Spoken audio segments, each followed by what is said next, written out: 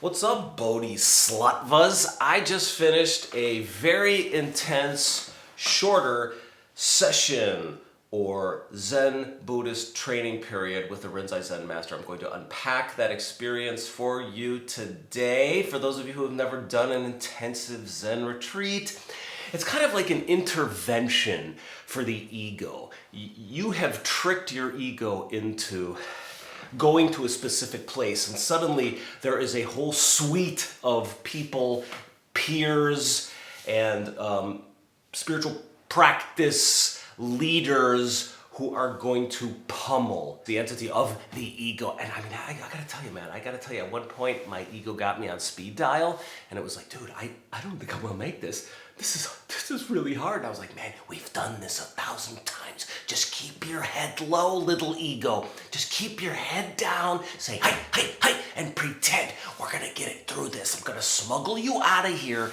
in my inner coat pocket, in my suitcase. Somehow, we're gonna get through this.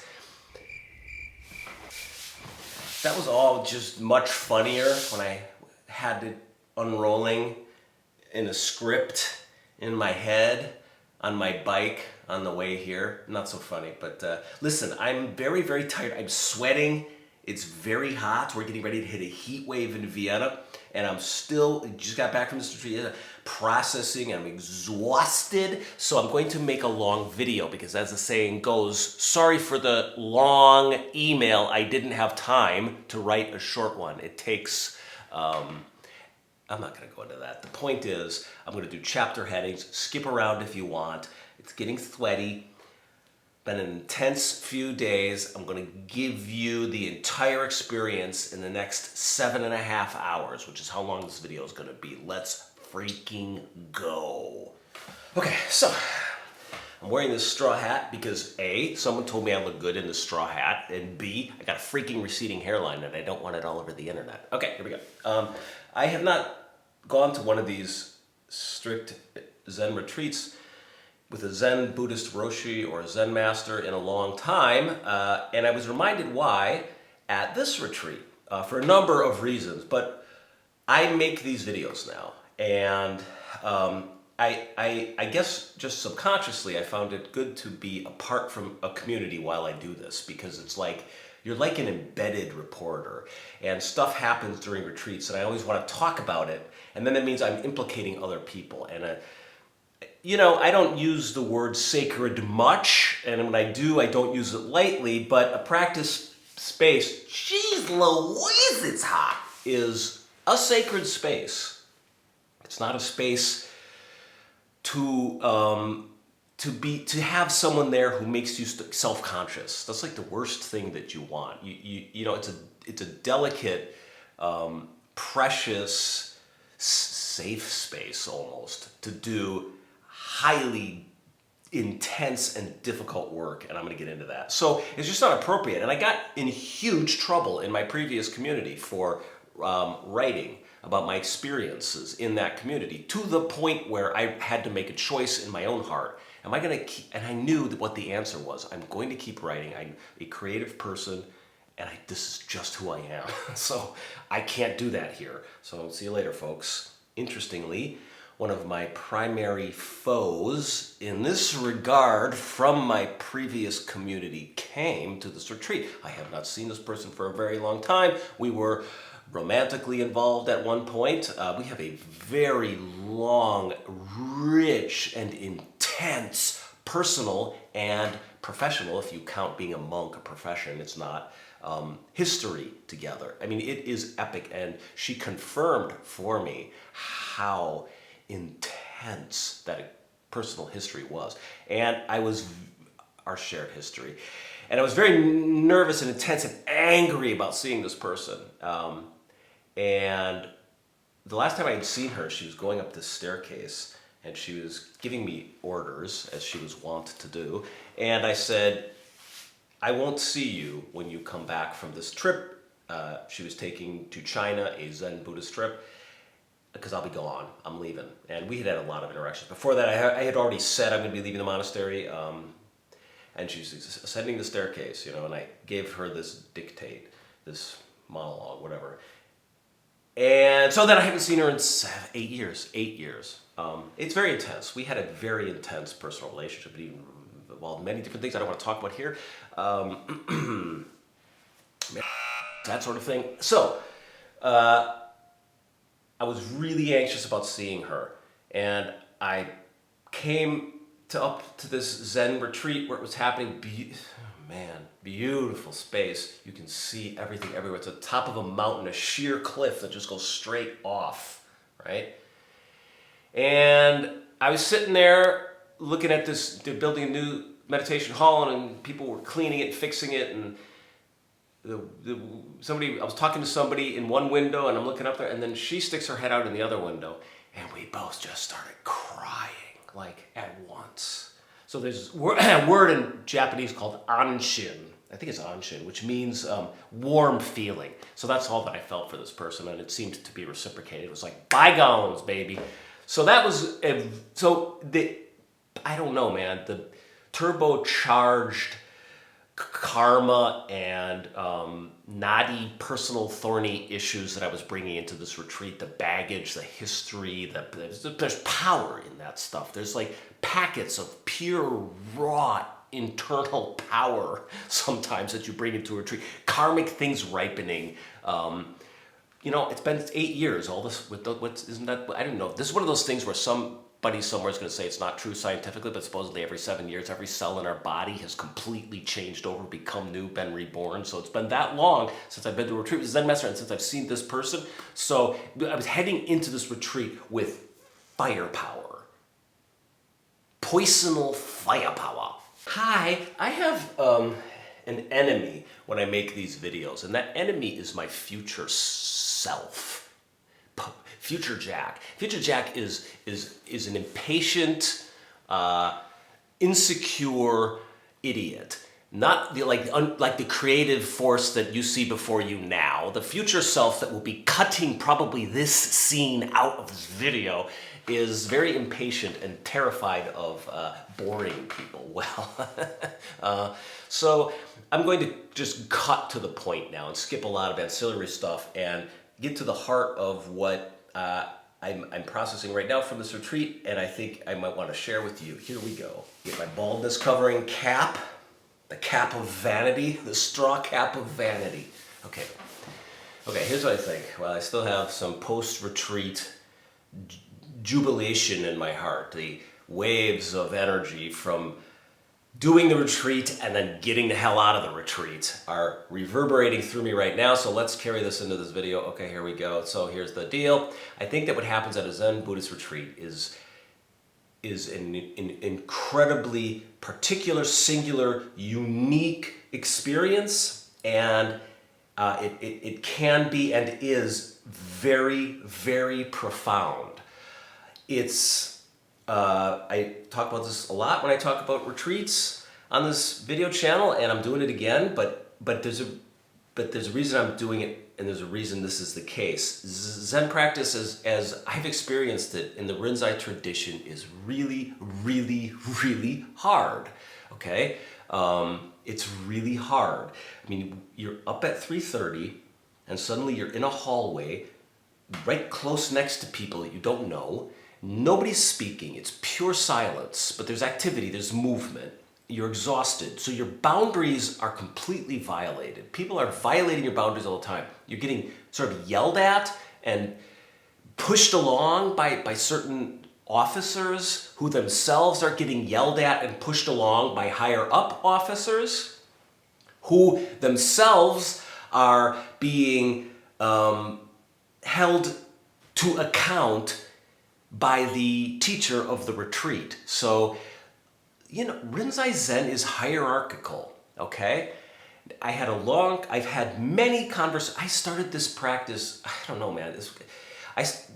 It must have been 25, 30 years ago. And there is not a day of my life since that has gone by where I haven't thought to myself, is there an American Zen? Is there a Western Zen? Is there a Zen that doesn't resemble like karate dojo in Japan where you're getting yelled at by somebody and forced into a very rigid hierarchical structure, etc. Look, I don't know what the answer to that question is, but during this retreat, I found myself thinking it really doesn't matter. It doesn't matter if it's hard in an American way, and it doesn't matter if it's hard in a Japanese way. My experience of this retreat and going into this retreat was, let's do the hard thing. Who is that Glennon Doyle? My sisters all listened to her podcast and read her book where she has a podcast. We can do hard things. Well, lady, I'll see you at the next retreat. So for me, I was joking earlier in this video about my ego and how it's survived every retreat, but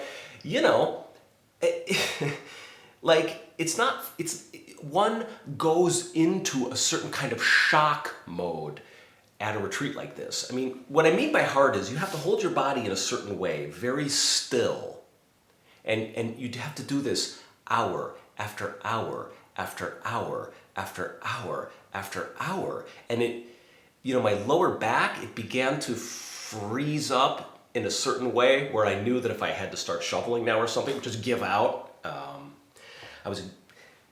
The sun was right, they don't have shades up on these windows yet in this Zendo, and the sun was rising behind me, and just all morning it was burning the back of my neck, and so I'm sitting there totally paranoid that I'm gonna get sunstroke. I'm sitting there feeling this torque in my hips, right? And so it's an exquisite and particular kind of pain and suffering to have to keep choosing posture moment after moment after moment, when that choice is exactly the thing that is causing you deep pain and suffering. So it's a weird kind of difficulty that is a Zen retreat. You have to hold this posture. You have chosen this posture. You have paid money and taken time out of your life to come and sit on this spot with these assholes. Getting this community is fantastic, but they're all assholes when you're in a retreat. You hate the person across from you.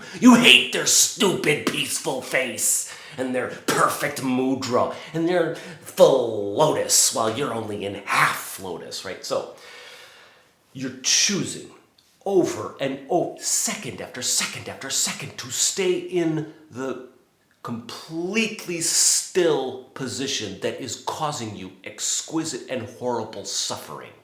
And the thing is, the bodily suffering isn't that bad. You're not getting waterboarded, okay? You're still. And when you're still, and the body, it's very difficult for the body to be still. And when you're still, the mind goes nuts. And that's what I'm getting at, okay?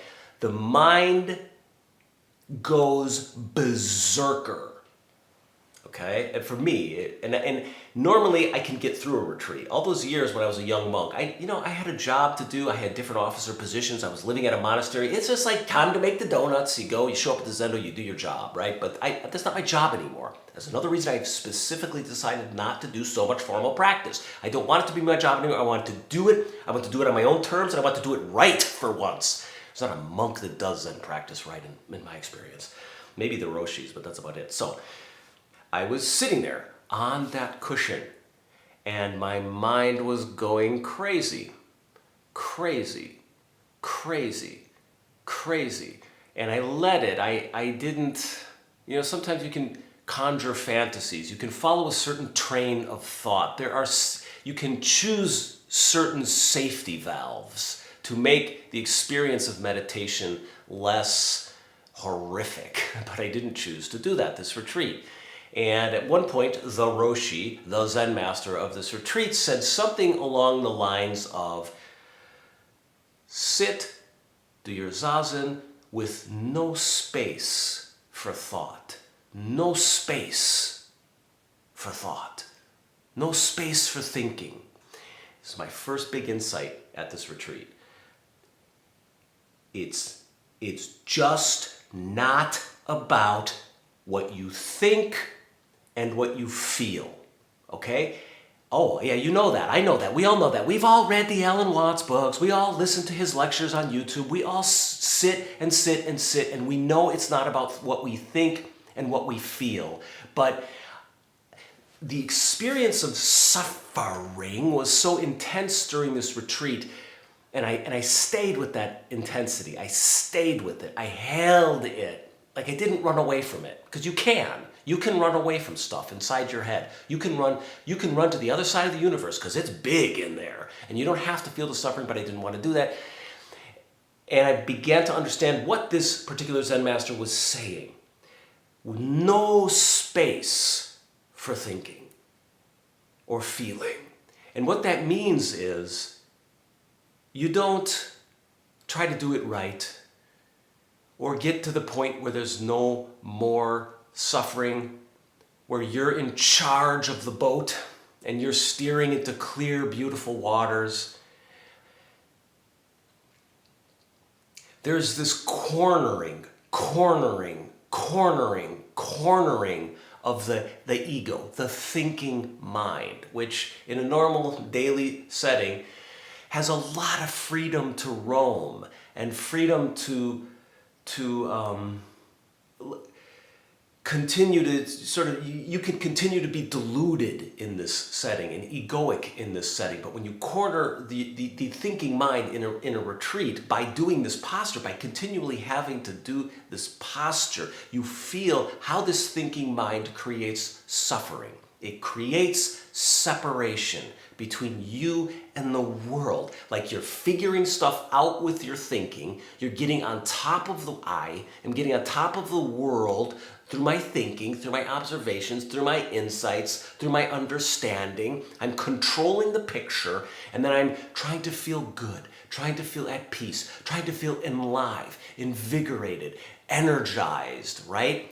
And at a Zen retreat, this retreat anyways, for me, it really became clear. So my point is, if you're putting energy on the cushion into thinking at all or feeling at all, like if you're putting energy into that, you're going to suffer. And I really experienced that during this retreat. I really experienced it. I observed it. I worked with it.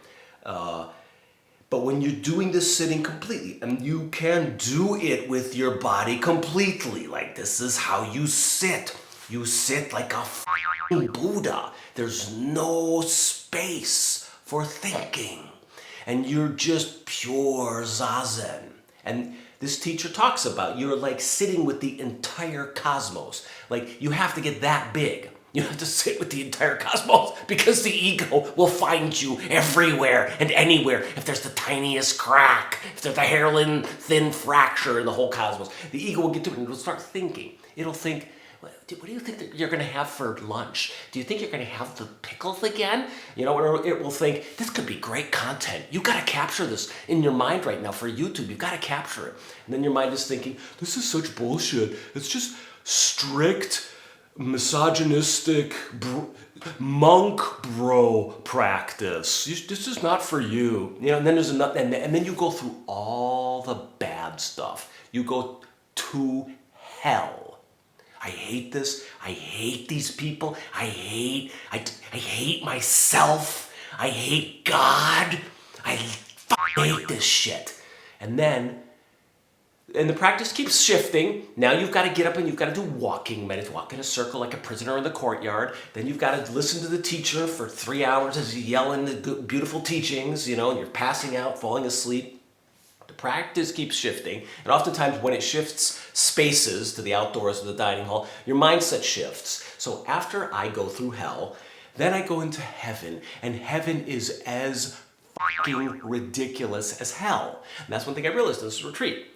So I had all these beautiful insights flowing up because the brain seeks equilibrium. And if it's going to put you through hell, then it's going to put you through heaven. And heaven is just as ridiculous. All these crazy fantasies. Just like a fantasy of me saying something beautiful, funny, and brilliant to a group of Zen students after the retreat. And everyone's like, ah, ha, ha, ha, world honored one. We salute you, you know. And it just comes up, you know, like flowers made out of human shit that my mind is throwing up at me. Bright colored flowers of just bullshit, you know? Like, I'm brilliant. Life is so beautiful. You have those ones you sob, yeah, life is so beautiful. Oh God, the Zen is so amazing. You know, and this is thinking.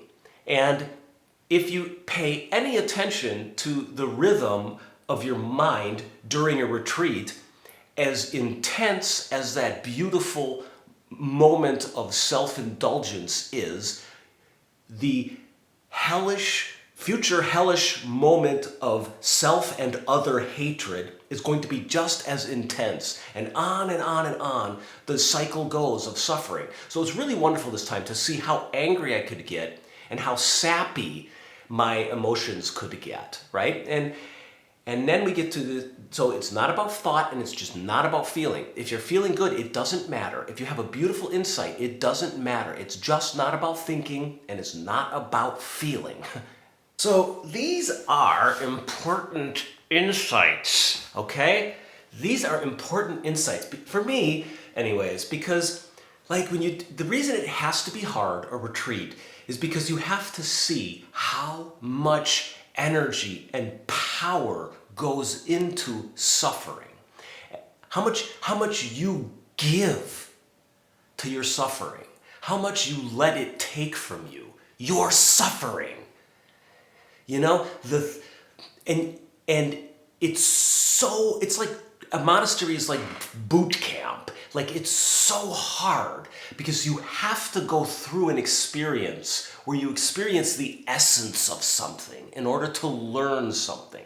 You have to experience so boot camp in the military, you experience the essence of personal struggle with a group to complete a task, which is killing the enemy. But anyways, bad analogy. But it's kind of, Zen is very similar to boot camp. Sorry, and the enemy is suffering. Okay, this is not a good, people always hate it, but I don't care, fuck you, it's true.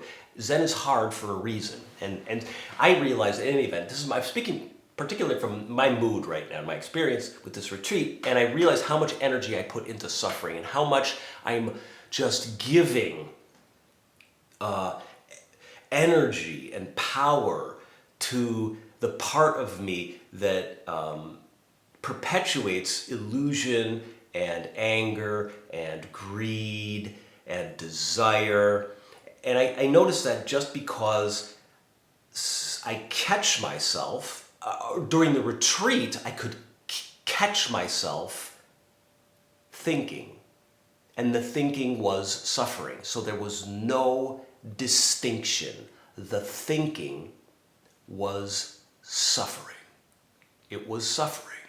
There was no separation between the two. Okay? The thinking mind. And the feeling. The trying to manipulate my inner life, to explain it to myself, to make myself feel differently. These two things working in tandem were suffering. Okay? Now here's the beautiful part of all this, okay? And again, it comes back to what this particular Roshi at this retreat said. He said what? That you have to have no space for thinking. What does that mean? It means you give your energy somewhere else. Do you understand? This is mastery. This is the power of a Zen master. In my personal experience, you see the guy sitting there. It's a guy in this case. You see him sitting there and goes, "Need to collect this." Not like that. That's a parody, but it's a certain, and he's doing the role. So a Zen master has to be able to do the role. And to do the role, you have to know the role. And to know the role, you have to have gone through all of this and have some breakthroughs, I think. That's my experience. So he's putting himself not into maintaining the apparatus of delusion and fear and greed and anger, the silliness mechanism. He's not pouring continual gasoline into the silliness machine inside his head, probably. And he's putting the energy into the sitting, the posture. And you can do that. That's, I think, when you're manifesting the source, as they say in the texts, or it's mu. Mu comes up, like you get beyond yourself. You get beyond yourself because there's nothing good in the self. You know, I was joking about the ego earlier, smuggling it out of the retreat, you know. We're going to make it through. Don't worry, little buddy. We're going to make it through, you know. But at this retreat, I was like, little buddy, I got to say goodbye. I'm really sick of you. You're fucking causing me a lot of trouble, you know. And then everything goes into complete this. And that's the only relief. But like one instant of that in a 7-day retreat is the diamond. I mean, a whole mountainside might have a few diamonds in it, but the diamonds are what's important, you know, the jewels. That's why they call these the jewels in the Dharmic texts, the jewels of the Dharma. They are what's important. It doesn't matter that everything else is a rock, you know. There are these jewels and these one moments where you are not trapped in your provincial, conventional ego mind. Now, what, you know, you have this experience, you know, and then there's some space, maybe there is space now from the suffering, if you will, suffering mind. It's not a one-in-one. I am these thoughts. I am these feelings. I am, me. It's there, here it comes. Like, where is that thought coming from? And then I realized, you know, I'm not causing it. You know, these thoughts, this self is arising. It's arising. I'm being given myself. I am being given it. Don't attach to what you're being given. You know, it's just you. The Zen master in this retreat quoted Ikkyu, the great poet Ikkyu. His death poem was something to the effect of, well, my body's been a great tool, but I have to return it now. It was on loan. I borrowed this body, and now it's time to return it. How beautiful is that, huh? So, you know, we're all like kids in this life. We're like kids. And it's hard being a kid. They're complaining, they're selfish, they always want things a certain way. They don't understand. And so they suffer, and they're immature. And we're all like kids. We take this body for granted, and we take the mind that this universe gives us moment after moment for granted. We take the world in front of us, which we are co-creating, we're creating basically. We take that for granted. Like a big, fat, stupid kid, we take everything for, I shouldn't say fat, like a big, stupid kid, we take everything for granted as is, right? And a Zen retreat puts you into a exquisitely crafted position where you are going to feel how stupid and ignorant this taking for granted is. And you're going to have to suffer for it. And suffer until you come to this point where that self or that ego just dissolves. And there's, you know, then it gets tricky to talk about. But that's what they talk about in the Buddhist texts. When they talk about a no-self experience or something like that, I think that's probably what they're referring to. And it sounds so fancy, and people fetishize openings and enlightenment experiences in Zen, especially Rinzai Zen, because there is a spirit in Rinzai Zen towards having to have some kind of opening or enlightenment experience. Otherwise, you're just spinning around and around in your head and in yourself. But in my personal experience and from what I've observed, everybody has different versions of a kind of no-self experience at a retreat. I mean, if only because you have to wear the same robes as everyone else, you have to follow the same form as everyone else, you have to do what everyone else is doing, and so you're not allowed to indulge yourself. Dudes, I just realized the heat is on! Like heater! It's coming out of the freaking heat box unit thing. So I went to shave and shower, and then I saw someone had left the heat on. It's 95 degrees Fahrenheit outside, and I got the heat on indoors. No wonder I'm a little off kilter today. Okay, in closing, this is my book in German, by the way, Zen Berserker. I'm not gonna get into that right now, but I don't think this is an appropriate, cut that, a dude, like a maniacal Mr. Clean with a chainsaw, like what?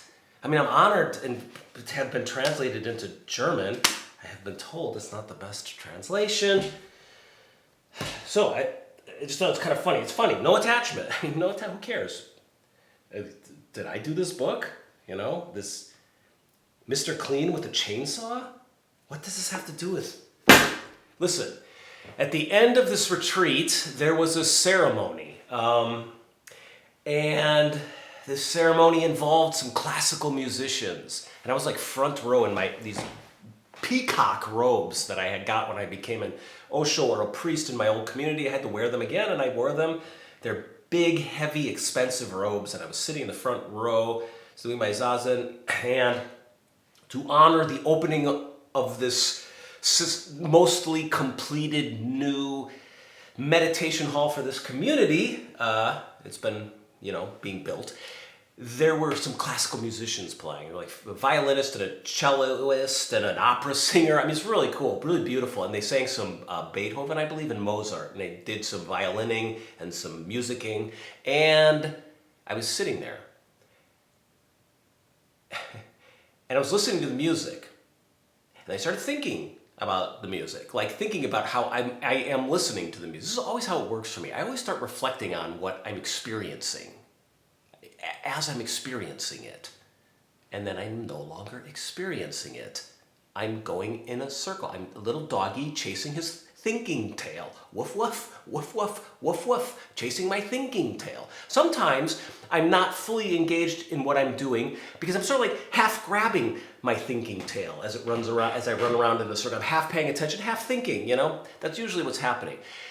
And then I did my zazen again, because it's not about thinking, it's not about feeling, it's not about thinking, it's not about feeling, over and over and over. I was telling myself that every time I caught myself thinking, it's not about thinking, it's okay for the thinking to come up, but then you go back into reality. The now after now after now after now. That's the point of single-pointed concentration.